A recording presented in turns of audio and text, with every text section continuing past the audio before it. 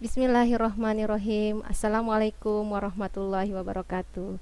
Anak-anakku sekalian, kita berjumpa kembali dalam pelajaran IPS kelas 9 bersama saya, Ibu Rahmi Kurniati.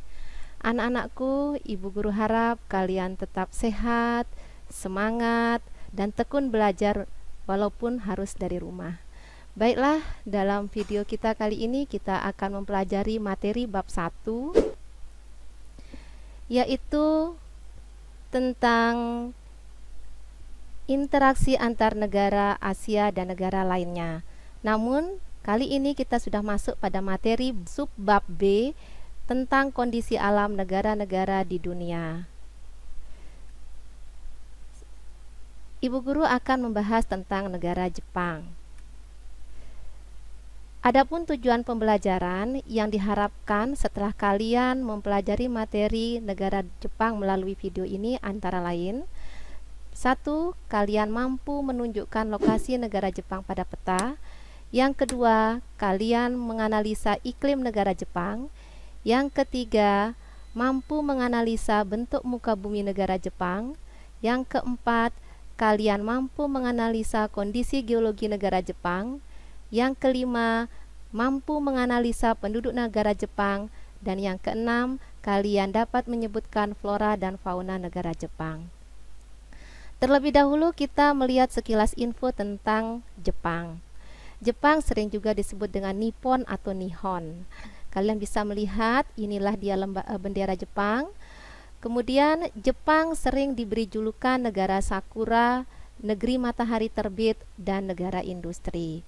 Lagu kebangsaan Jepang bernama Kimigayo. Pemerintahannya berbentuk kerajaan konstitusional.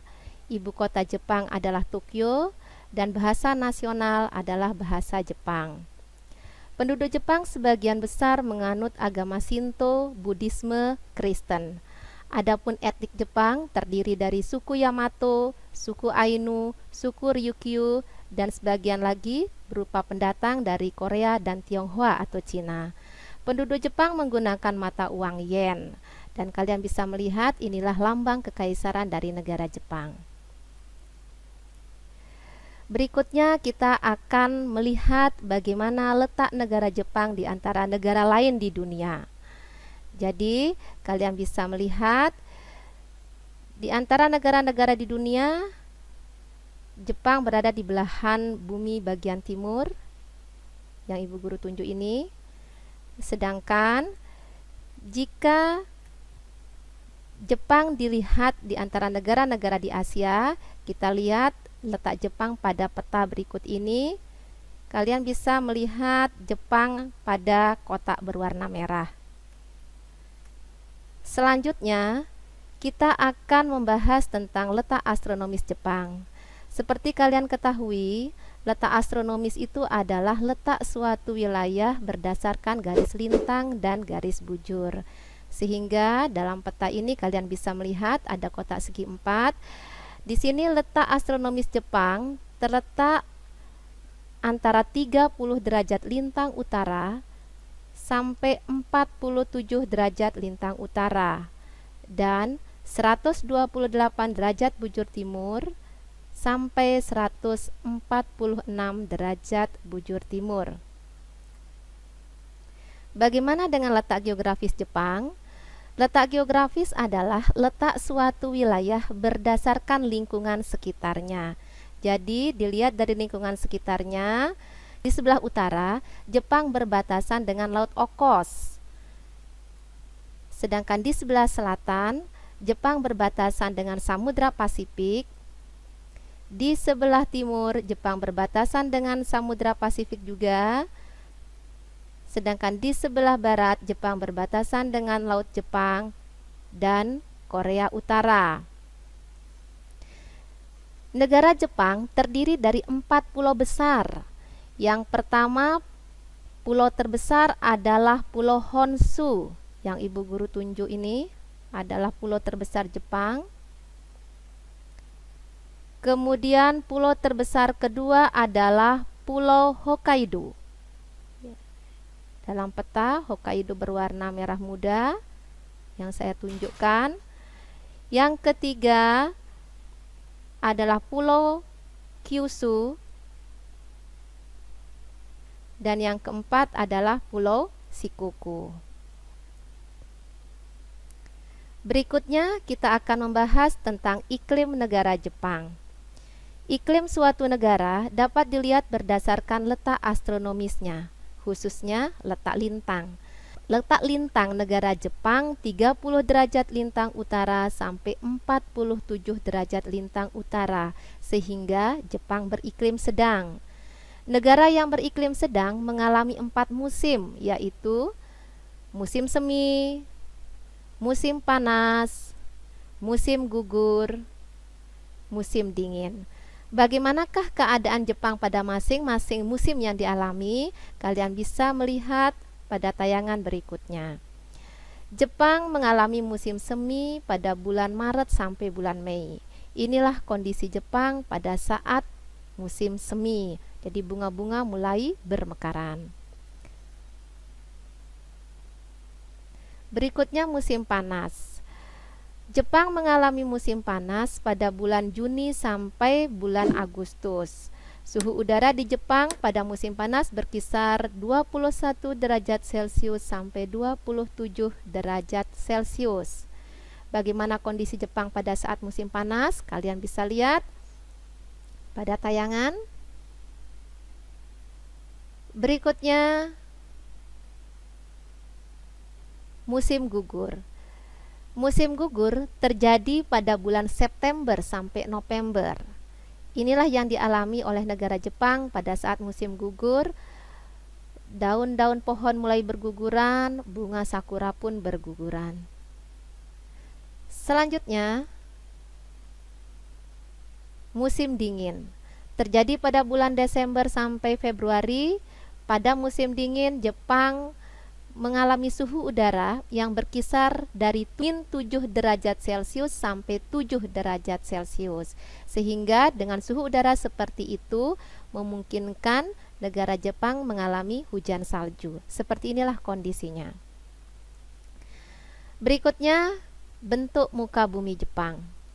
70% sampai 80% wilayah Jepang berupa pegunungan.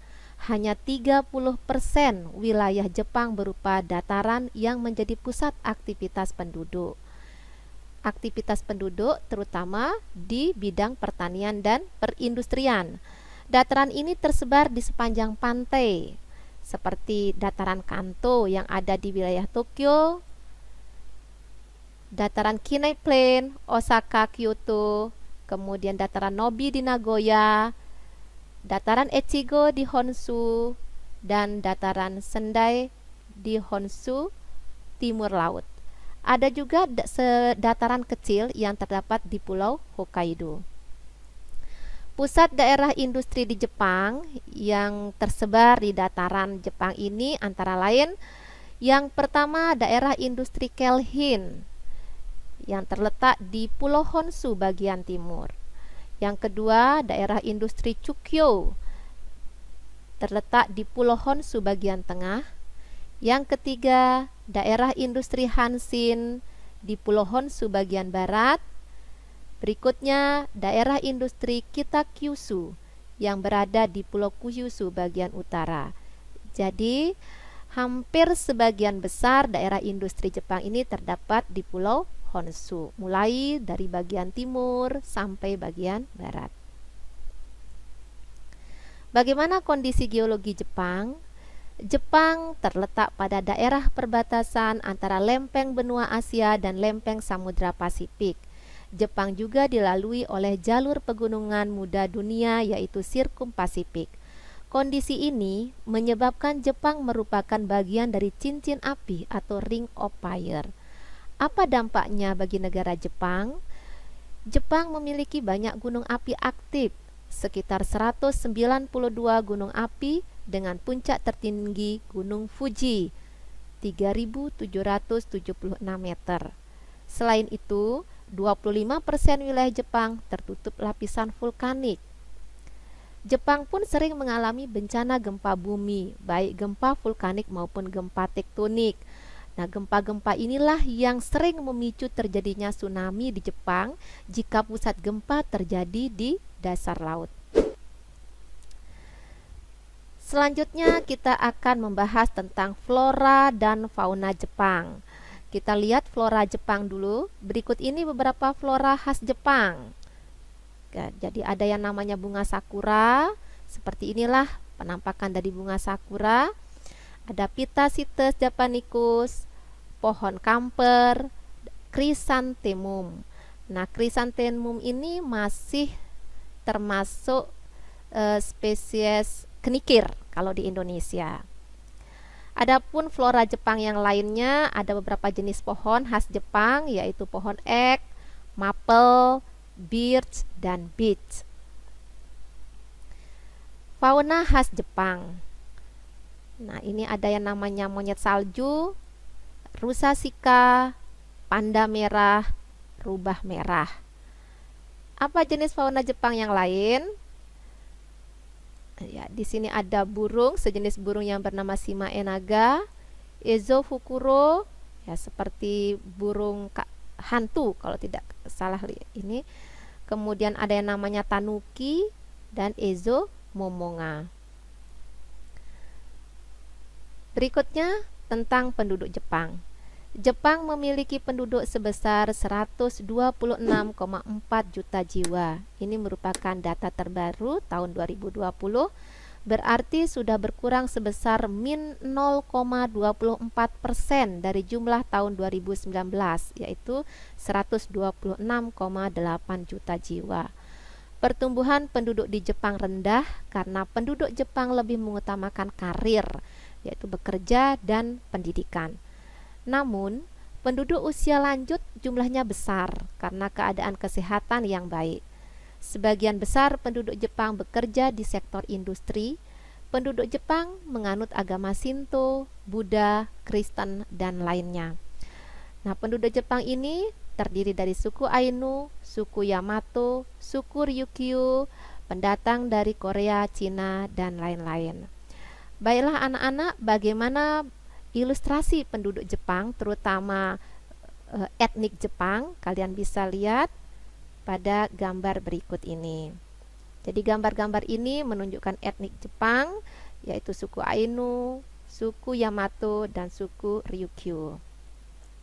Demikianlah materi kita tentang negara Jepang. Semoga bermanfaat. Sekian dan terima kasih.